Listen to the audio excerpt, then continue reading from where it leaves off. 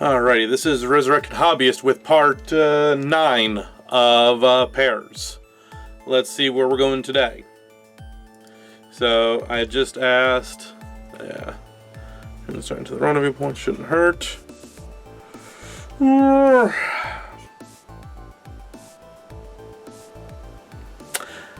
I'm gonna play this as I think the character is set up. I'm gonna go with I know exactly what I want. I grin at him conspiratorially. Hit me with the Mom and Dad Combo Deluxe. Good choice. Okay. He shuts his eyes and takes a breath, then opens them. The illusion is the prettiest. Prettiest? The direct compliment catches me off guard. Admittedly, it's kind of catching me off guard too. What? He speaks so quickly, trying to recover, that I almost can't understand him. I mean, I'm just saying, well... He clears his throat, then tries again. Okay. Well, you know how it is with my illusions. Of all the glamours you've had, this one is my favorite. Okay. The strings that make it are the most beautiful I've ever seen. The strings? Okay, I'm kind of hoping we get some more expansion on that, because that sounds like an interesting line to, expand on. Like there's a thought process behind that choice of words that I'd like to see spelled out a bit more. Strings, right. Apparently I wasn't the only one who thought that. He always describes casting illusions on other people as tying them with string. I don't really get it myself, even though he's tried to explain it 1,000 times. Okay, I'm really hoping we get a little more explanation on that, because... alright, I'll get to it at the end of the video. I tilt my head, not sure what to say. Well, if he likes the illusion that looks most like my parents... Okay, well that just went to a weird place. I guess you miss my parents, huh? He looks at me pointedly. Wow, that was not what I meant at all. I'm kind of glad about that one. He puts his hand on his face and drags it down.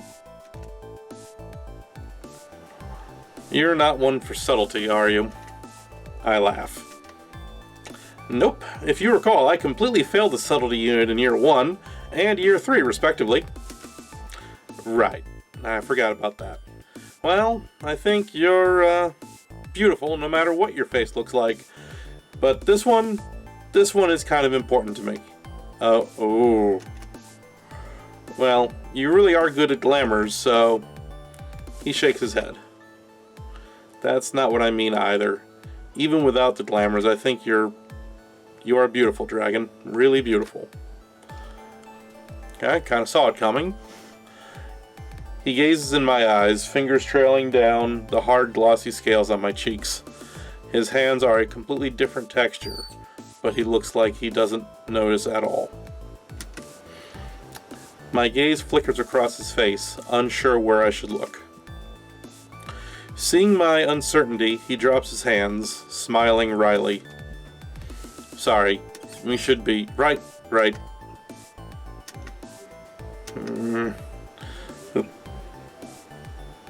Okay, I'll check my messages after I finish this. The third awkward pause of the day. I thought that even after that, we would still be the same. But it feels like something had changed between us. I have a feeling that it's not because we're starting the next part of our training. Distinctly possible. I want to ask him, but somehow the words won't come out.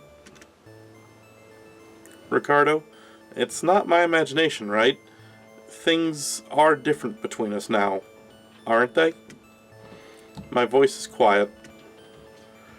Remember when we went exploring around the old construction site? The one on the hill? The hill by your house, or the hill by my old school? The one by your school, yeah. We'd meet there whenever my parents went out on errands. There was that one time when you made us look like construction workers and we climbed down the girders and fences until you fell. Until I fell and almost died. Yeah, not my best moment. You wouldn't have died. We were only like 10 feet up.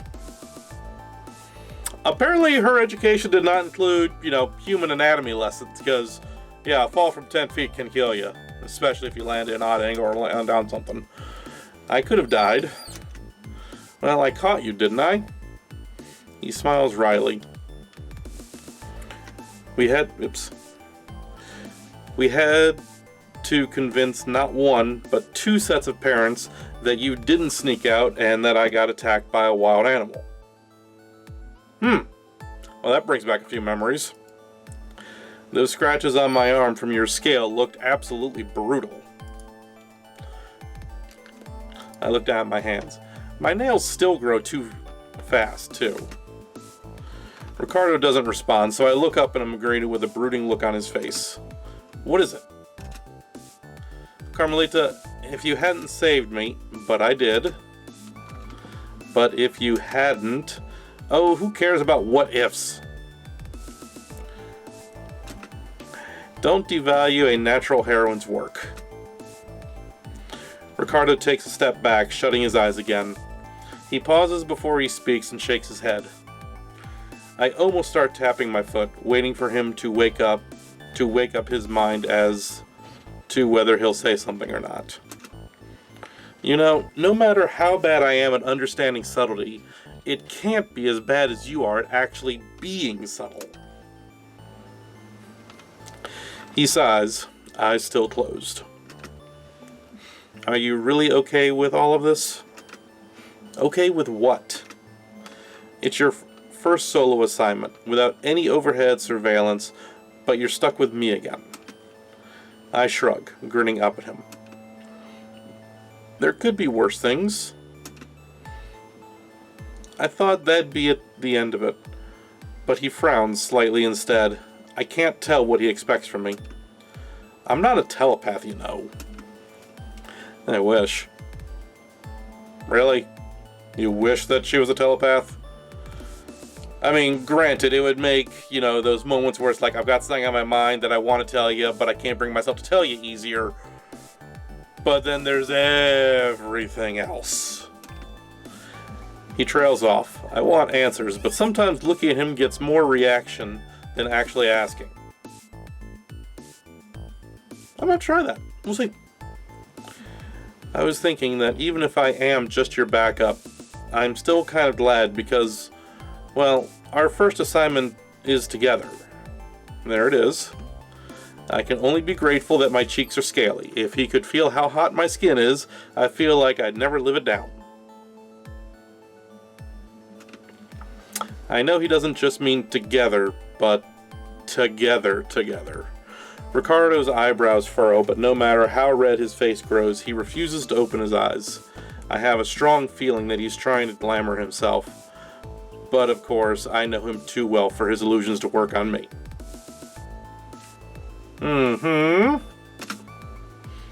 Not just that, Oh, never mind. Just close your eyes so I can glamour you. The pastry shop is small, but more cozy than cramped. Was not expecting this particular convergence. I've already changed into Ariane's skin. Ariane? Whatever. Ricardo, wearing his own glamour, has taken a seat near the door for a better angle on the rest of the shop. I size up the other patrons. Not that there are many. Other than us, the only people there are a couple with 2 small kids sitting beside the display case and the boy behind the counter. I figure they're probably not the best targets. I don't want to try building profiles on 2 people at the same time, much less 4. Yeah, multi-person interactions are a bitch. Clerk it is.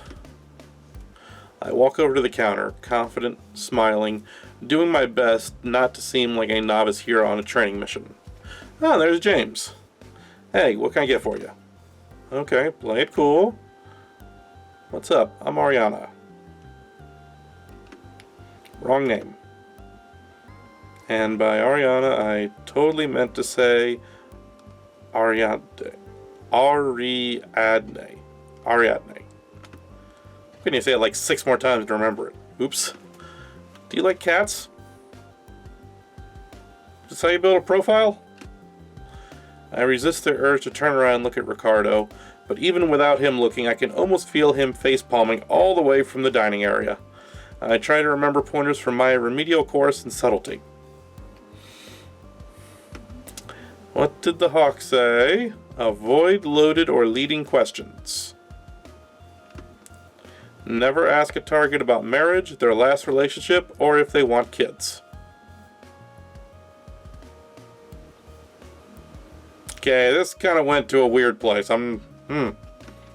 Religion, politics, and how much money one makes should all be avoided. Yeah, those are generally topics of conversations you don't have, casually. I take a breath. It's okay, Dragon. You can still salvage this. True, you haven't crashed yet. You're just burning in midair. The clerk gives me a strange look, then gestures to the nameplate pinned on his apron. The very nameplate where I can see his name, clearly written in neat permanent marker. James Z. James, nice to meet you too, and no, not particularly. Why? Sorry, I just came from the vet's office, got cats on the brain. Okay, not a horrible recovery. Not a great one, but not horrible. Right. Anyway, do you know what you'd like to order? I don't know. This is my first time here, You totally look like the type of man who knows his way around the menu. What do you recommend? Okay. James, the clerk, stares at me. I can't read his expression, but he blinks, seeming disinterested at best. Our new chocolate scrumptious have been very popular since it debuted last month. If you like chocolate, it's a good choice. I scramble for a lead. A chocolate scrumptious, huh? Do you like chocolate? Okay, James, I'll give you credit for that one. He doesn't answer his own question, laughing mostly to himself instead. Yeah, sorry, I've got all the subtlety of a bulldozer busting through a brick wall, and I'm like, yeah, this is throwing up red flags. Sorry, that joke's a little old for you. Anyway, if I didn't like chocolate, this would be a terrible job. He smiles, slightly in spite of the general weirdness of the conversation. This is so terrible. I am definitely going to fail. Totally makes sense. He stares at me, waiting. I should try to find out how old he is. You look way young to be running a pastry shop. Good thing it's not my shop then. Really? So is he lying, or were we misled in the last chapter? Not his shop, huh? The information encourages me. Now we're getting somewhere. I'm not surprised. You looked way... I trail off, panic flaring up in my chest. I already said that, didn't I? Like, how old are you anyway? Old enough. So you wanted the chocolate scrumptious, right? Ariane? I'm not really big on chocolate, actually. Mr. Z stands for zipper. Okay, we'll go with zipper, I guess. I look at him, surprised. I can't say. According to Wikipedia, progress is the movement towards a refined, improved, or otherwise desired state. And that was apparently Google's answer for something. Sorry, I don't understand. Great, apparently I need to turn that off when I do these videos now. I look at him, surprised. Really? No, but I thought you were going to ask, so I was preempting. Just James is fine. Jeez, he's good at this. It's almost like he's purposely trying to be difficult. I mean, he works in retail. That's not impossible. I just barely managed to resist groaning out loud. At least he gave me his name, even though it's on his name tag. And I know that he enjoys his job, or at least he likes chocolate.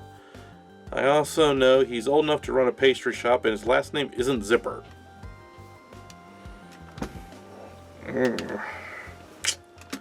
So basically, Quap. Yeah, I know absolutely nothing about him. He hasn't actually answered any of my questions as far as much as skirted around them. Kind of like Ricardo does, now that I think about it.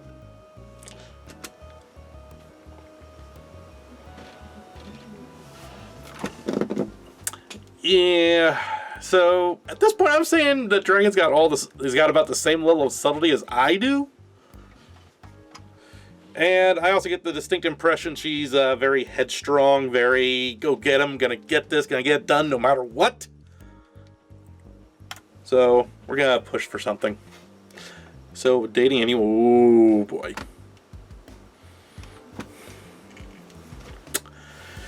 So assuming this takes place after KP's arc, actually, I guess it'd have to be before, wouldn't it? Since the end of KP's arc was right before the ship was supposed to be leaving Earth, which means James wouldn't be here. Unless James got her father to not kill him. I don't think he would have left KP here. Okay. James' neutral expression darkens. He definitely doesn't look happy with me now. I power through the growing feeling of embarrassment and try again. I wasn't trying to make you feel bad. I mean, I'm not dating anyone, but I just think couples who work in bakeries are the cutest thing. Wow, Dragon. Just wow. That's really not good. No, it's not. And now it sounds like I'm flirting with him. At this point, in for a penny, in for a pound. Do you want to go out on a date?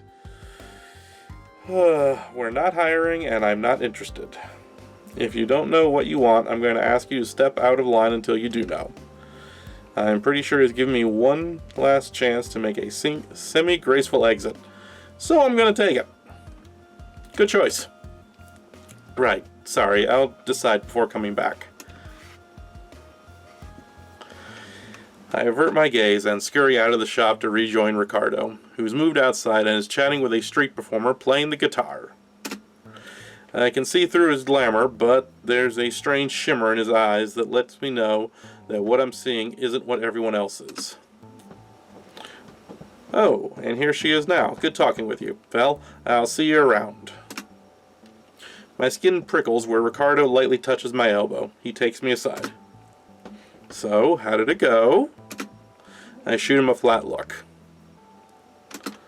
I don't want to say it was terrible, but let's just say I didn't get anything but his name.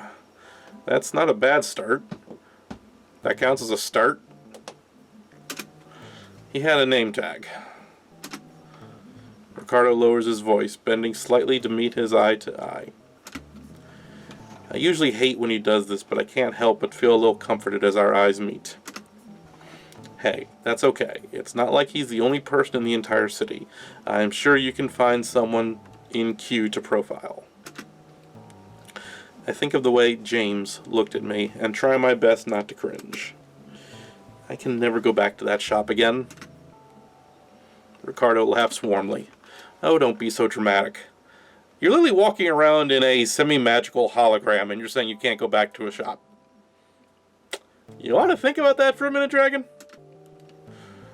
Would it help if you looked a bit more like yourself? I open my mouth to complain a little more, then let out a sigh. No need to drag him down to where my mood squarely sits. Yeah, thanks. Physically, I don't feel a thing as Ricardo casts my most comfortable illusion, one that resembles my parents. What about... hello. What about you? Did you get anything at least? He rubs his neck, then drops his arm, looking away guiltily. Maybe. Really? Can I see what you have? There's not really... I grab his phone out of his hand and scroll through his personal records. Felix Green, single, apartment on Coastal Drive, won a Battle of the Bands competition in high school, and that's just the surface details. Wow, he really filled this out. There's a full profile here. And filling this out wasn't even the first objective. I got nothing. Less than nothing even. Ricardo looks uncomfortable. To be fair, I think it's less about you and more about your target. I'm glad you came when you did. Felix ended up being even more chatty than I expected. I ignore him. What am I supposed to do now? Try again? What, after that catastrophe? His response is simple. Yep. Because I know you can do it. I don't really want to admit it, but Ricardo's unwavering confidence makes me hesitant to reject another chance. It's all good. You want me to come with you? I shake my head. Thanks, but you've got your objectives and I've got mine. Hey, I am supposed to come to your rescue if you need it. I make a face at him, but he smiles good-naturedly, leaning against the wall. I won't make a peep. Peeking around the corner, I peer inside through the shop's massive window. Alright, I'm going to go ahead and call it here for part 9. I'm definitely getting a better feel for who Dragon is. My initial thoughts are confirmed. She's very hothead, very impetuous. Not a thinker. Just to, put that out there. I'm not saying she's stupid. I'm just saying she tends to jump and then think about where she's jumping to. The way she tried to work James over is a real good example. She went into it without, a script in mind or options staged. So she floundered as soon as she made one mistake, and that just compounded down the way. Admittedly, James wouldn't be the easiest person to profile like that. So, yeah. We'll see where we go in part 10.